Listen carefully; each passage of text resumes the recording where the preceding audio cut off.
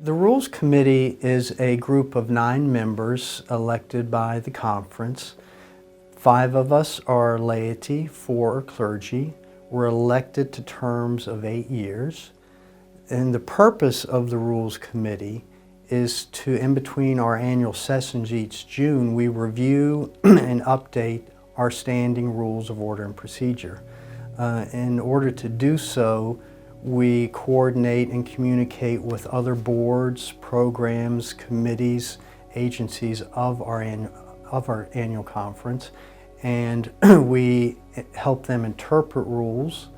We help them determine whether certain rules might need to be amended that would affect their operations and functions, and then we meet several times as a committee to review all that and put together our report that is presented each year at the annual conference.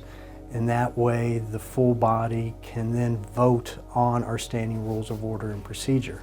Now, as for the standing rules of order and procedure, what they are, they're in the front of the book of reports each year, and they set forth our membership, and then they establish and set forth the various descriptions of our committees, of our agencies, of our boards.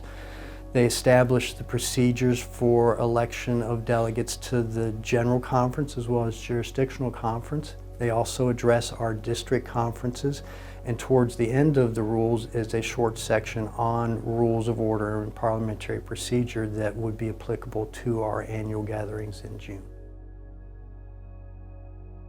The parliamentarian is another role that certain members of the Rules Committee fulfill each year in June at our annual conference gatherings.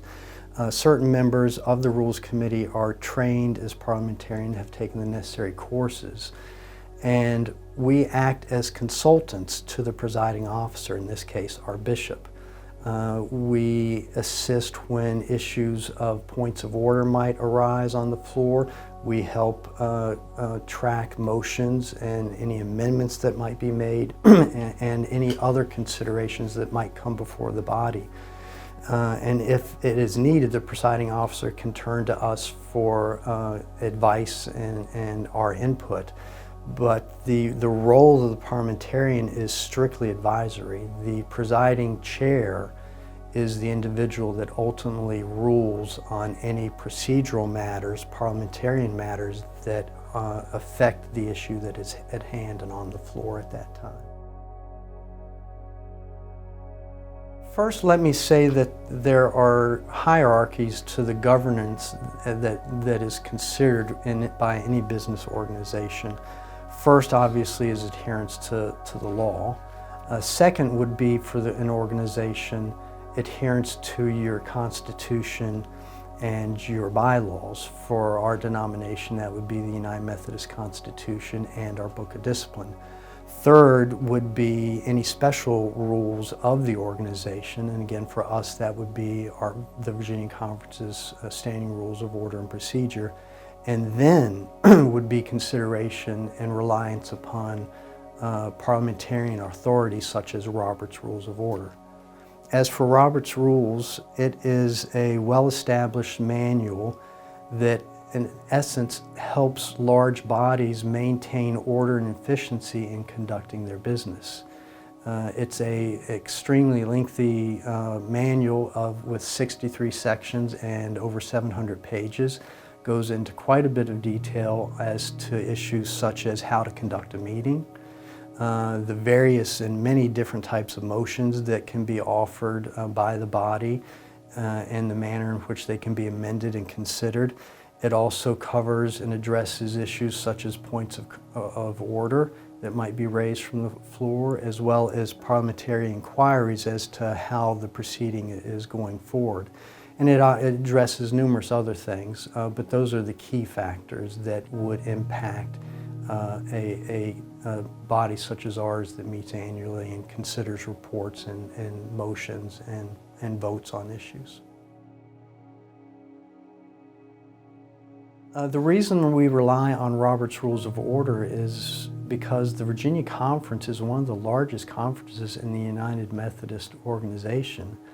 And when we gather each June, there are well over 1,000, if not perhaps even 2,000 members that are present. And while our annual conference is meant to be a time of holy conferencing, a phrase that Bishop Sue used and that I love, there's also the reality that it's the one time the full voting membership is together and in which we can conduct our business. As such, during those business sessions of our annual conference, reports are made, questions are asked, amendments are made, potentially amended, debated, and then voting occurs, and then various other business activities have to occur. And in order to get through all of that business in a timely and orderly and efficient manner, we have to have some type of procedure in order to conduct that business. And that's where Robert's Rules of Orders comes in. It allows bodies to conduct efficient meetings, but allows them to do so in a manner in which both the majority and the minority voices on any particular issue can be heard, and so that sufficient discussion and debate can occur before the body comes to a final decision and takes a vote on the matter. The resources that are available, there are several. The first and foremost would be the actual Robert's Rules of Order that I brought with me. As you can see, it is a quite voluminous book. As I mentioned, 63 sections, over 700 pages. Mine is very much dog-eared with Post-it notes and everything. I don't believe most members of the annual conference would need or even want this. It is said that over 80% of the content of this manual is relied upon less than 20% of the time.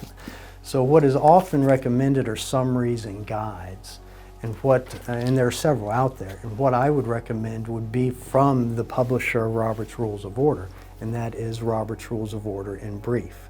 It provides a well summarized, plain English overview and summary of Robert's Rules of Order. And quite honestly, you'll see professional parliamentarians reach for this many times before they even reach for the full Robert's Rules of Order. It is that good of a reference guide. And you can also, if you're really interested, go to Robert's Rules of Order's website and check out their frequently asked questions.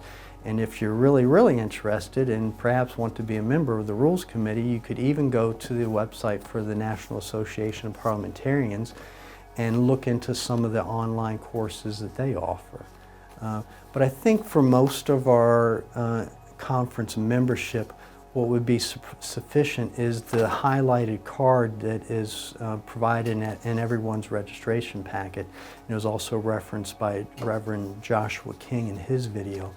In addition to needing to raise this card so that the folks up on the podium can see you and recognize you to speak, it has text on both sides that set forth the process for making a motion and amendments, and some of the other terms that I was speaking to earlier about parliamentary inquiry, points of order, that type of thing. I believe this would be sufficient for most members in order to help them understand and participate in what might be going on the conference floor. And that I would recommend that you also look at Reverend Joshua King's video, because he discusses specifically how to raise a motion, how to raise a point of order, and the necessary forms that need to be submitted to the secretary in order to properly record those.